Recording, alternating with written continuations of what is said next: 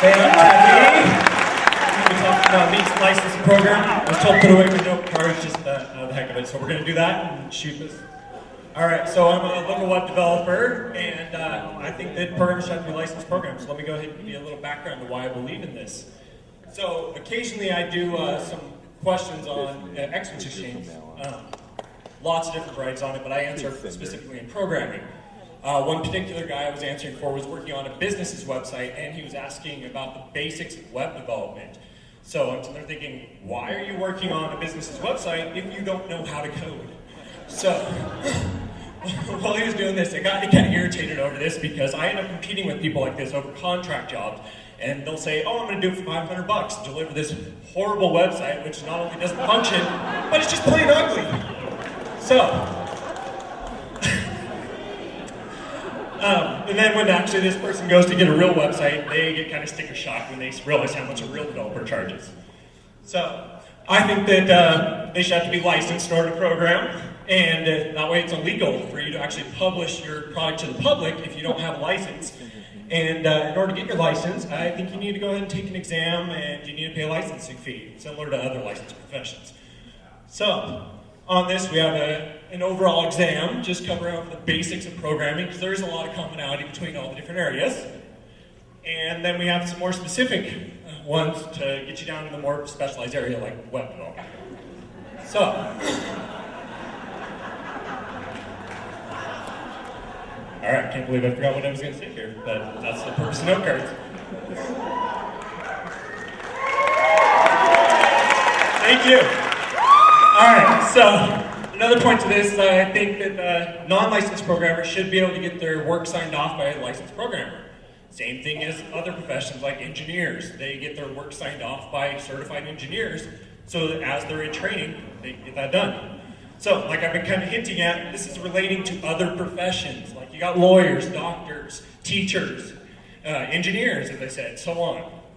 So, why are all these professions licensed? It's because they put people at risk.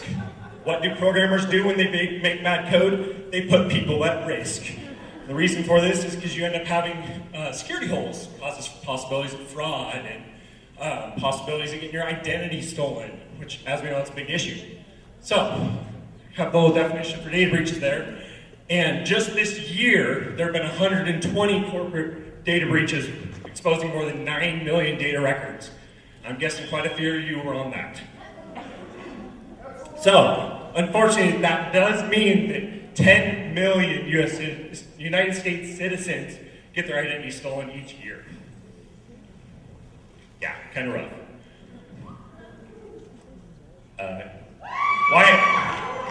Wyatt, load it up. Get some more memory in that thing or something, come on. What the hell? God damn it, Wyatt!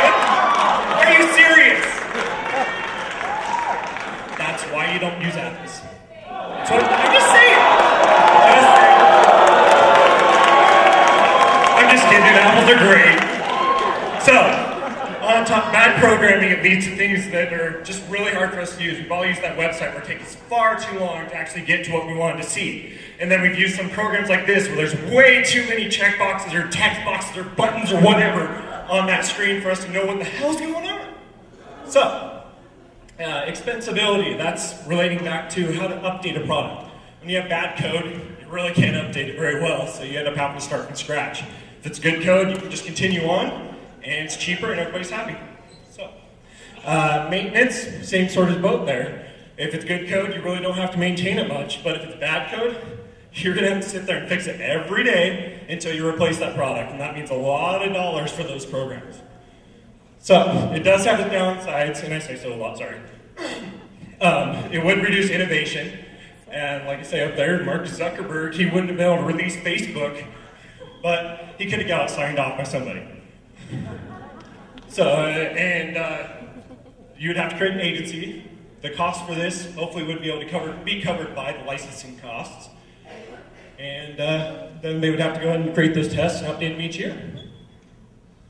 I'm Chad Haney, and I think that if we do licensed programmers, everybody's going to be happy, programs will be cheaper, and no more errors. So you can follow me at DocUSA on Twitter. Yeah, it's DocUSA. So have a good one.